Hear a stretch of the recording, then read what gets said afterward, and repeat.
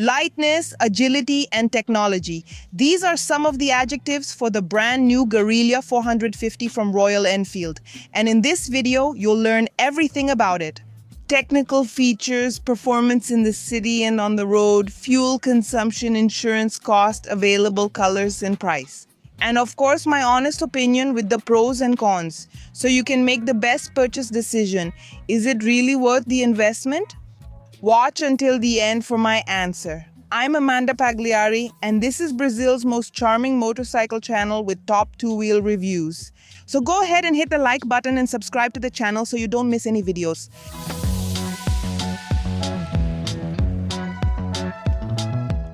Guerrilla 450 was created with the idea of being an urban and agile motorcycle, a combat bike. And the Indian Royal Enfield defines it as a premium roadster, but in practice, it's a stylish street motorcycle with great finishing. Okay, the design might divide opinions. By the way, tell me yours in the comments. Are you on the team that loves it, or did you not like the Guerrilla that much? Write it down below. I admit when I saw the launch photos, I thought, what a strange bike, but now I'm already used to it. And at the end, I'll tell you my favorite color. In my opinion, we have a motorcycle here with a unique identity. You can't deny that, right? It has its own identity. The tank isn't that retro, so we don't have that traditional teardrop or square tank like the cafe races, right? But we have a motorcycle here that's timeless, a little bit retro, vintage, and most importantly, with its own DNA, Royal ENFIELD. That's very important. Here we have a metal tank actually. There are some plastic parts that you find on the motorcycle. It has a sturdy build made to last, which is one of Royal Enfield's mottos, the tank. It's very muscular. This part here is a sticker and the Royal Enfield name here in purple is embossed, very beautiful. The bike is darkened not only on the chassis but also on the engine, which is really cool. The round mirror here gives it that retro vibe, complemented by the round headlight. Remember that it's full LED, so both the headlight, turn signals, and tail light are all full LED. And it has a total weight of 184 kilos, including all the fluids in its fuel tank, which has a capacity of 11 liters of gasoline. It's not flex fuel. I'll get on here so you can see. Look, it has 78 centimeters from the seat to the ground. I can put both feet on the floor without much difficulty, okay? But it might be a little heavy to maneuver. I'll tell you in a moment how it performs in traffic, especially in heavy lanes. The foot pegs are centered, but your leg is bent at about a 45-degree angle, quite race-like, and the handlebars are a bit low. For me, it's very comfortable. My arms aren't too much like this or like that, so I really stay here in an upright posture. So overall, it's comfortable for me, okay? And my legs can grip the seat well here. I found that really interesting. Look at the passenger foot peg here. It doesn't have a rubber finish, but it does have this black finish, very beautiful, retractable. Now, the rider's foot peg has this rubber finish here with Royal Antle written on it. Very beautiful in my opinion, and it also helps reduce some of the vibration that reaches the rider's feet. We have a single seat here, right, with a completely non-slip texture. Really nice, with a small lumbar support here for the rider and the passenger seat here. And we have something here for the passenger to hold on to. This handle may not be the most beautiful, but it's retro. I'll get in the passenger seat so you can see how it looks. Look, it's a small seat, a little small for whoever is going to sit here, okay? It's not the most comfortable in the world, but you can hold on here, which is better than nothing, right? Let's go.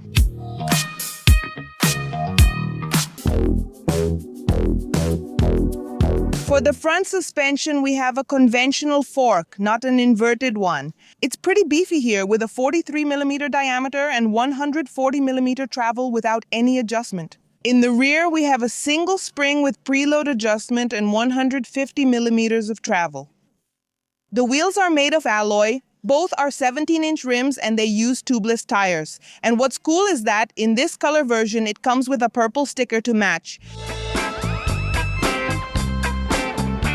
The engine that equips the Guerrilla is the same one used in the Himalayan. It's a new generation engine from Royal Enfield, really a very good engine, which they called Sherpa. We're talking about a single-cylinder engine with liquid cooling. It's the first liquid-cooled engine from Royal Enfield. And it has 452 cubic centimeters and generates 40 horsepower and more than 4 kU of torque. And it has a 6-speed transmission with final drive-by chain. I'll talk about its performance on the road for you in a moment. Besides that, it comes with an assisted slipper clutch. What is this technology? The assisted clutch makes it smoother when you pull the clutch, and the slipper technology prevents the rear wheel from locking up. Abrupt downshifting increases safety. The dashboard that equips the Guerrilla is the same as the Himalaya, so we have a 4-inch circular color thin film transistor dashboard with lots of information. Look how cool. Here you have the tachometer, and in the center you have various information. It's saying side stand. Why? Because the side stand, the kickstand, is down and I'm moving it directly with my left hand. We can access some information, including this 2 here, which is the gear indicator, and this 0 is the speedometer, and then you can access the trip information here. So you have trip 1, so it's showing you the mileage, how many kilometers per liter it's doing, and there's trip 2, pretty cool, how far you can go with the gas you have in the tank and the instant fuel consumption. That's pretty cool because you can see if you're driving economically. Battery voltage, that's really nice. And maintenance information too. Let me show you again. 80 days until the next service. Look how cool that is.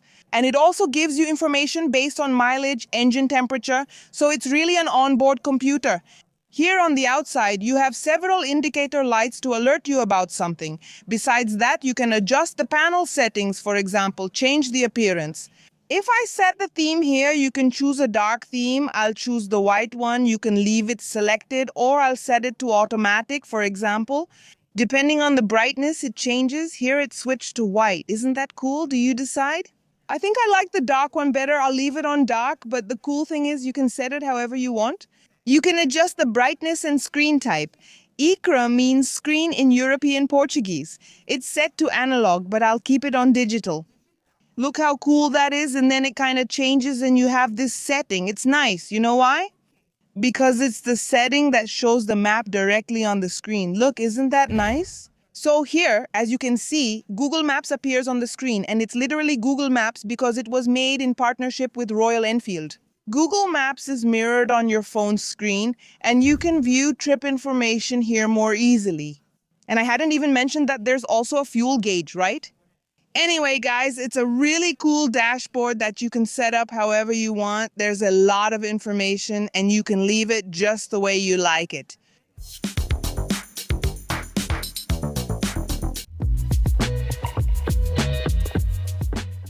Here on the handlebars, it has a USB Type-C port, and the cool thing is that it's positioned right where we need it. And it comes with 2 riding modes, which you activate here with the M button. Unlike the Himalayan, where you turn off the ABS on the rear wheel, here you don't. You have the Eco mode with ABS on, and the Performance mode, the normal mode, let's say, also with ABS on. Here on the right side controls, we have the button to cut off the engine power right here. While riding back here, there's the hazard lights, and the brake lever doesn't have any adjustment. Now here on the left side, we have several buttons for the headlight, high beam and flasher, and turn signals for left and right. Horn, this joystick here with 5 positions for you to navigate the dashboard. Back here is the home button to control the dashboard, and the clutch lever also doesn't have any adjustment. And now that I've already shown you everything about the new Guerrilla 450 from Royal Enfield, it's time to ride it around Sao Paulo. Also, I'll hit the road and finish the video with the pros and cons. And if you think this video is super complete, how about leaving a like? And if it helped you in any way, subscribe to the channel because here there's a new video every week about 2 wheels. Now hop on the back with me, kisses, and see you.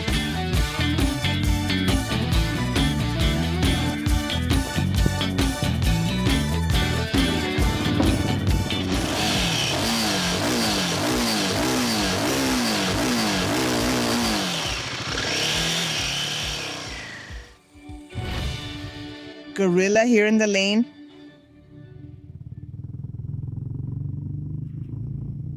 Wow, she's really agile. I'm even checking the width of the handlebars here. This won't get in my way too much.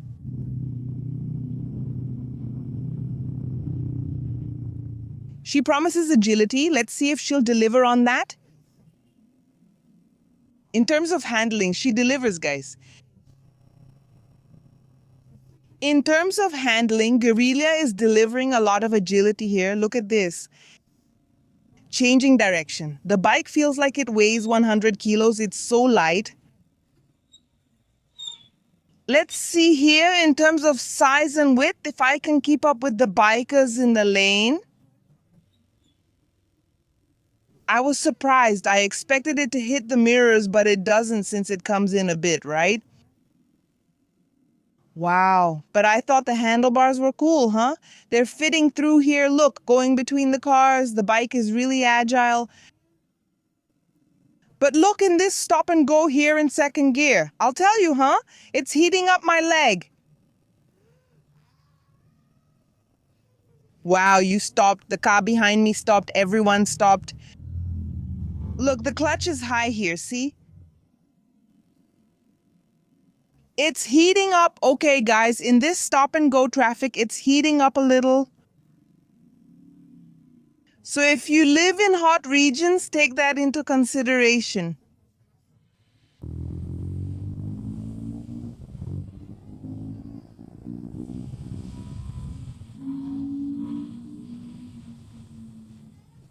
This bike is really talky, guys.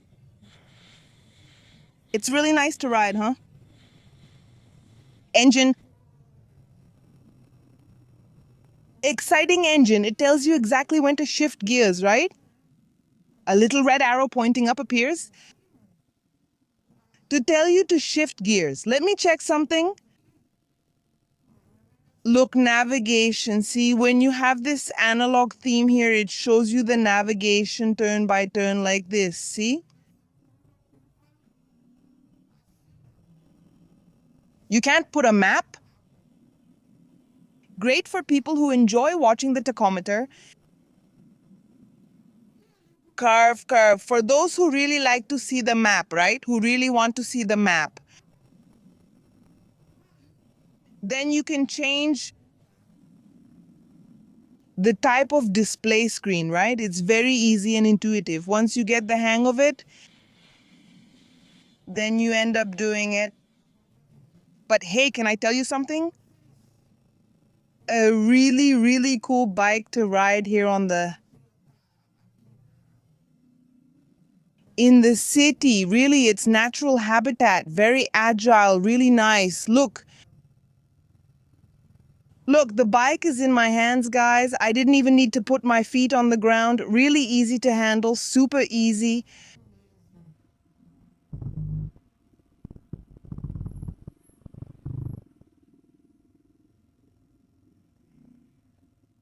But that's it, guys.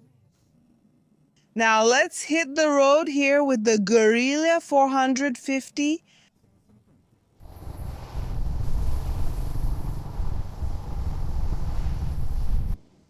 On the road, the Guerrilla is really enjoyable to ride. You can really accelerate as much as you want. The bike cools down, you know, that heat you felt in the city. You don't feel it here on the road. Really good. It's easy to turn. I think this bike is really cool for turning. For those who like winding roads, this bike will do really well. Top speed is coming. I'm not going to do top speed in this video, but I am going to speed up a little bit. In my opinion, it vibrates just like its competitors. It vibrates like the Speed 400, maybe even a little more. Then it depends on each person's sensitivity because the NS 400Z anyway. Guys, this engine is a lot of fun. 140, yes, matching it has breath for more. Of course, I'm without a passenger, right? No luggage. Did you think about my weight?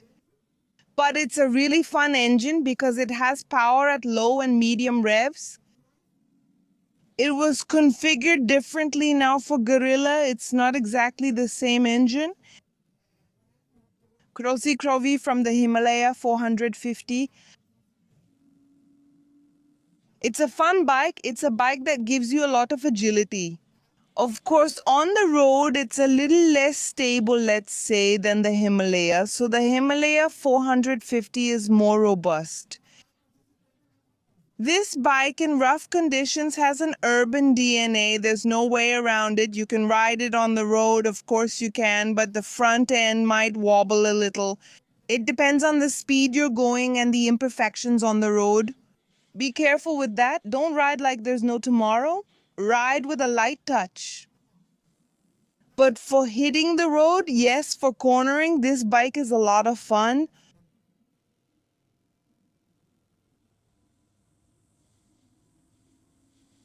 In short, on the road, that's it, guys. A bike with good pickup, good acceleration, riding position. My legs didn't really get too tired. What bothered me the most after many miles was the seat. It can be a little hard, and the vibration, from the mirror makes you lose visibility on the road, okay?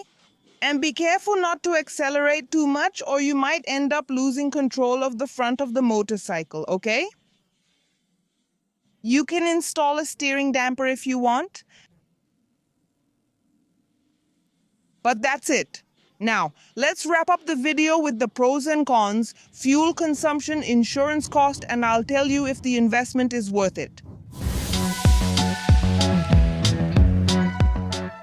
About the insurance, I'll say it right away. One positive point is that it's not targeted for theft. So in my opinion, that's a good thing. You'll end up paying less for insurance than, for example, a CB 300 Twister from Honda, and you'll pay even less for your insurance.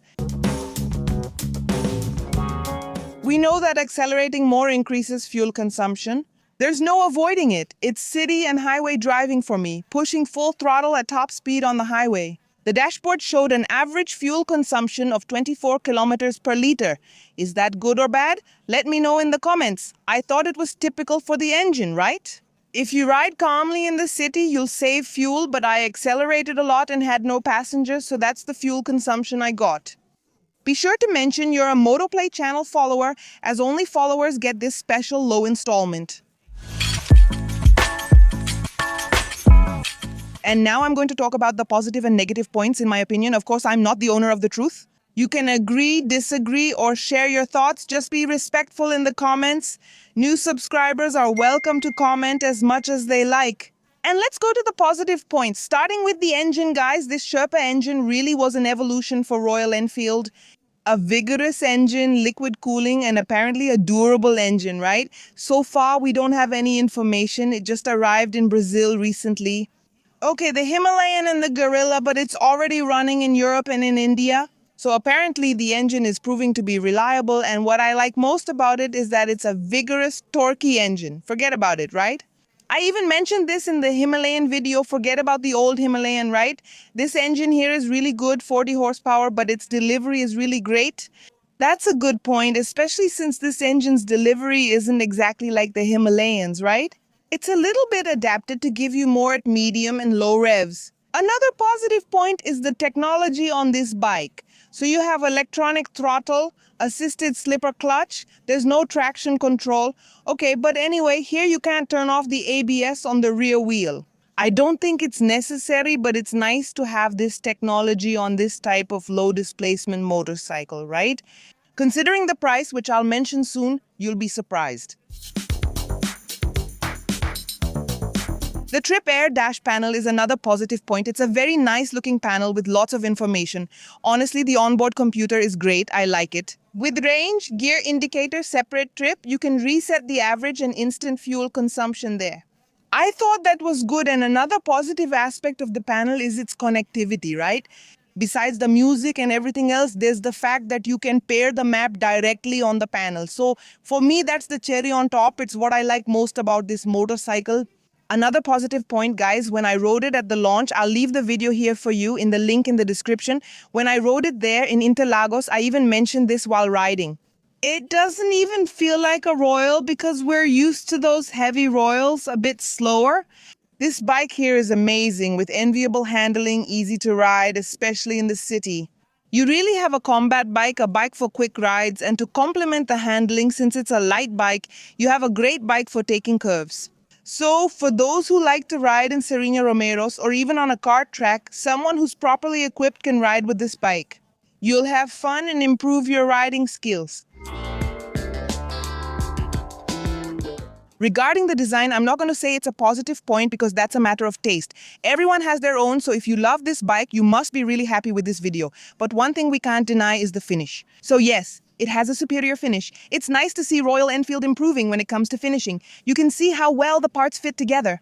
That's cool since your bike is affordable. It's not Royal's entry level, but it's cheaper than many others. But you can see a flawless finish, the paint, the welds, the finishing ends up being a positive point. Another good thing is that the tank, its design gives it a big bike look, so that's a good thing.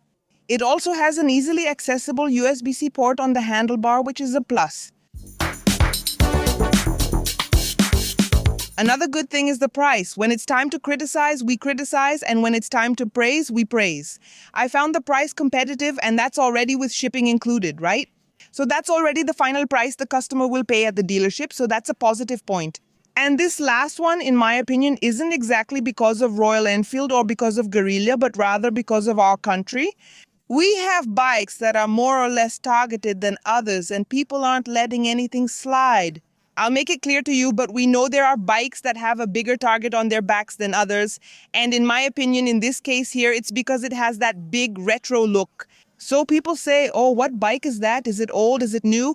Maybe the guy thinks twice before going after it. Unfortunately, I have to tell you this, right? Some areas like Rio and São Paulo are dangerous for riders. Be aware that certain bikes are more likely to be targeted than others. And in my opinion, the Guerrilla 450 is less targeted. So that ends up being a point, and I'm going to talk about the negative points first.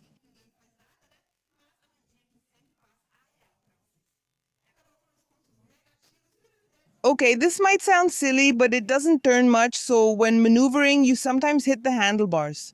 It's a little annoying, it gets in the way a bit, but maybe you'll get used to it, okay? But that's my opinion. Another thing is the front suspension. It could be inverted just like the one on the Himalaya, and also like its competitors, the Speed 400 and the NS 400Z, which are also inverted. And here it's missing, so that's a negative point in my opinion. Another negative point is that if you're going to use it for long trips, this hard seat here will make you tired. In the city, it's great, okay, no problem. But after a few kilometers, it gets a little hard, okay? So you have the Himalaya for traveling, but a lot of people like these bikes for you to take a quick ride there with your friends. Maybe you won't feel it, but if you're going to ride many kilometers, keep that in mind and take a test ride. Just like for a passenger, if you're going to take someone with you in the city for short rides, that's fine. Even for weekend trips like 100 or 150 kilometers at most, that's okay too. But if you're going to travel with the passenger frequently, then it might really be better to go for the Himalayan 450, okay? And another thing, speaking of the highway, if you go full throttle, the mirror here will vibrate, right? So that's a bit of a downside because you lose visibility on the road. Even with liquid cooling, the engine heats up in stop-and-go traffic. If you live in a hot area, test ride before buying. Another downside is that, unfortunately, you need to carry your phone when the map is paired. There, it's unlocked up to Royal, right? The app has a feature that even lets the screen go dark to save more battery, but there's no way around it, right? We know it's even dangerous to ride and walk around with your phone unlocked for safety reasons. So, in my opinion, Royal Enfield needs to create a technology where you can lock your phone, right? Lock the screen and still keep the mirroring going. This ends up being a negative point, and another bad thing, even adding to the travel issue I mentioned to you about hitting the road, is the fuel tank, which has a low capacity, right? It's the smallest among the competitors with only 11 liters. The last negative point isn't really about the guerrilla, but we need to give a voice to consumers, many of whom have complaints. Regarding after-sales service, I know that Royal Enfield has been improving over the years and is investing in after-sales support. When it comes to parts and also the assembly of the motorcycles, we see quality not only in global manufacturing but also here in Brazil, so we can see progress. I think the complaints have decreased. but you need to get in touch. At the dealership, check the price of the maintenance services and the price of the parts too, so you won't have any surprises in the future, right? And also check out owner forums. Checking Reclaim Aki is important before buying. And it's available in 4 colors, with 2 of them having a simpler paint job, right? Single paint option with a suggested price of R990 and the more unique colors, right? For the white one and also this yellow one, which is called Yellow Ribbon, it costs R29,490. My favorite color is white. I think white, especially with blue, is the prettiest. This one is unique. You really stand out, but I want to know your opinion. Write down below which color you think is the prettiest. Remember, what changes between the colors? Nothing, just the colors. Okay then, so there's not more technology or less technology? You have the tripper, the dash, you have the same setup for all the models. The only thing that really changes is the color. But write down below, what's your favorite color? So is it worth the investment? Is it, Amanda? Do you think it's a good investment for you to pay that price? I said that the price is a differentiator. With $30,000, can you buy this motorcycle with 40 horsepower? Well, guys, in my opinion, yes, it's worth the investment. If you like the design, then you really have to buy it. Considering the after-sales issue I mentioned, what if you have a problem and blame me? I don't vouch for any manufacturer, okay? But, to be honest with you, this is an honest review, and I say yes, the investment is worth it. It's a light little bike to handle. Especially if you like the design. If you really fell in love with the design, you can go for it because you'll definitely like it. It's got a cycling-style engine. Then you weigh the pros and cons and tell me if you think it's a good investment option. So in my opinion, yes, it's worth the investment. Subscribe.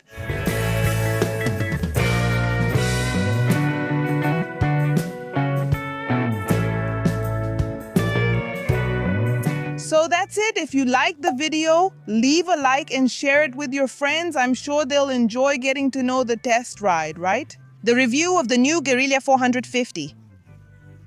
Up here, I left a video of its direct competitor, which is the Speed 400 from Triumph. Take a look. It also has a review with the pros and cons down here as well. I'll keep the ones for the Scrambler, the 400, the NS, 400Z, and the Royal Enfield. There are many bikes in this category, and you can see them all here on the Motoplay channel. I left another cool video below for you. Join the channel for a low price and enjoy several benefits. Find the link in the description. But if you don't want to become a member, that's okay. At least subscribe to the channel, which is free. Alright, see you in the next motorcycle video.